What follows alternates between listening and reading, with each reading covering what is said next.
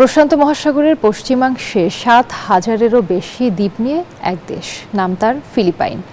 দেশটির মুসলিম সমাজ ইসলামী সভ্যতা ও সংস্কৃতির আদলে একটি নিজস্ব সংস্কৃতি লালন করে। তাদের জীবনাচরণেও রয়েছে ইসলামী শিক্ষার গভীর প্রভাব। পরিসংখ্যানের দিক দিয়ে ফিলিপাইনে মুসলমানরা সংখ্যালঘু হলেও প্রচুর সংখ্যক মুসলিম সে দেশে বাস করেন। মুসলিম দেশগুলোর রমজান উদযাপনে তো উৎসবের আমেজ থাকবেই, কিন্তু যে দেশের মুসলিমরা সংখ্যালঘু তারা কেমন করে রমজান পালন করে? পাহাড় আর সাগরের মিলনে সৌন্দর্যের ডালি মেলে ধরে আছে এর অপরূপ প্রকৃতির নাম ফিলিপাইন। মোট জনসংখ্যা প্রায় 11,77,00,000-এর মতো। মুসলিমরা এখানে সংখ্যা গরিষ্ঠ নয়। 1380 সালে কোরিও হুই মকদুম নামে আরবের ব্যবসায়ী প্রথম ফিলিপাইনের সুলু এবং জুলু দ্বীপপুঞ্জে আসেন এবং সেখানেই বাণিজ্যের সাথে সাথে সমস্ত দ্বীপে ইসলামকে ছড়িয়ে দেন। ফিলিপাইনে মুসলিমদের ইফতারের মধ্যে আমার আছে টরেভিনো, আপনার আছে তো? খাবারের বৈচিত্র্য লক্ষ্য করা যায়।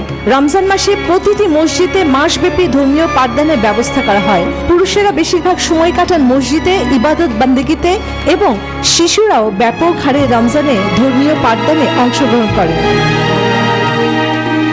ইফতারের টেবিলের সবচেয়ে জনপ্রিয় খাবার হলো কারি কারি নামে ভুনা গোশত।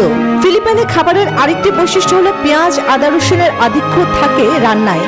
আরও আছে ভিনেগার, সয়া সস আর রসুন দিয়ে রান্না করা মুরগির মাংসের ডিশকে বলা হয় আডোকে।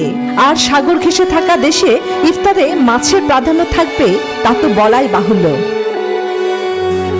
সিদ্ধ হোক বা ভাজা, স্থানীয় কালামাংস লেবু, লাবুয়া মরিচ এবং ভিনেগারের সাথে পরিবেশিত হয় মাছ, শুটকি ও বিভিন্ন ধরনের সি ফুড।